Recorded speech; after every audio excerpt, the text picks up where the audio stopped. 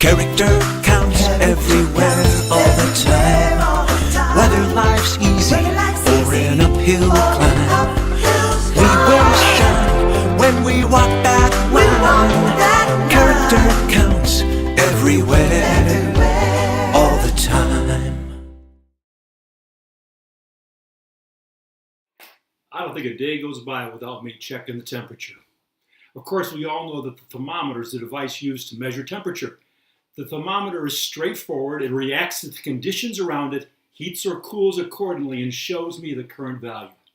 If it's 70 or 80 degrees, it registers, and that's all it does. The thermometer is reactive, as it can only tell me what the temperature is. On the other hand, the thermostat is used to regulate the temperature in a home. If it's too cool in the house, you simply push the thermostat up a little and it makes me warmer. It does its best job to regulate temperature to stay in sync with its environment. The thermostat is proactive.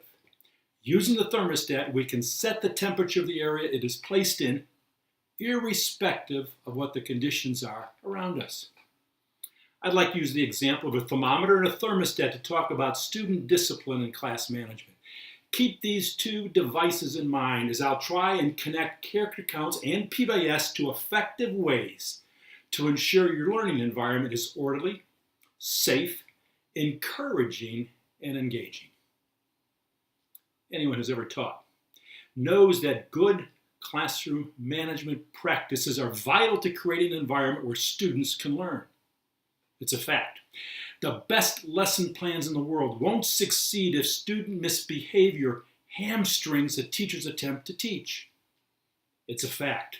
Subject matter expertise and even exceptional teaching techniques cannot produce optimal results if there is poor student behavior.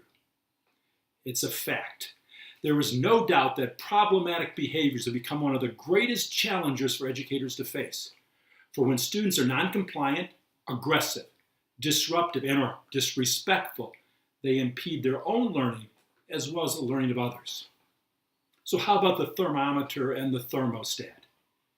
See, if we use the 6 pillars and or your PBS expectations only in a manner of posting them and then collecting the data when there are infractions or maybe awarding student recognition, it's like the thermometer. We check what is happening and measure effectiveness as one would view the change that occurs with a variation in temperature, and then some means of converting this change into numerical value. Somehow we think behaviors are changed by having more rules or a greater number of pages in the handbook on discipline. And when rules are violated, we convert the instance into a numerical discipline referral form.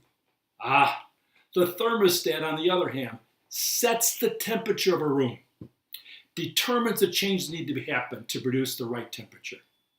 The idea is that teachers need to be the thermostats in our schools, setting the temperature of the learning environment.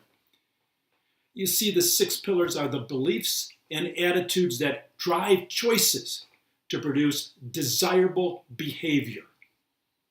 A teacher in Iowa intentionally establishes and teaches desired behaviors with thermostat expectations. Here's a couple. I'm responsible for my behavior. If I behave well, I get the credit. If I mess up, I must accept responsibility and not try to blame somebody else. Again, for students, I am responsible for my learning. No one can learn for me. I'm responsible for treating all persons with consideration, care, and respect. I'm responsible for contributing my classroom and my school. Well, let me share a few more strategies that put you as the teacher with a thermostat classroom management plan. Embed the 6 pillars into your classroom rules and procedures. Refer to those expectations often. Secondly, establish firm limits to unacceptable behavior. When students act inappropriately, the pillars will provide a framework for productive conversation. Which pillar do you think is involved here? Which one did you violate? What could you do next time to do a better job? Students become more reflective about their behaviors. 3, have students take responsibility for their own action.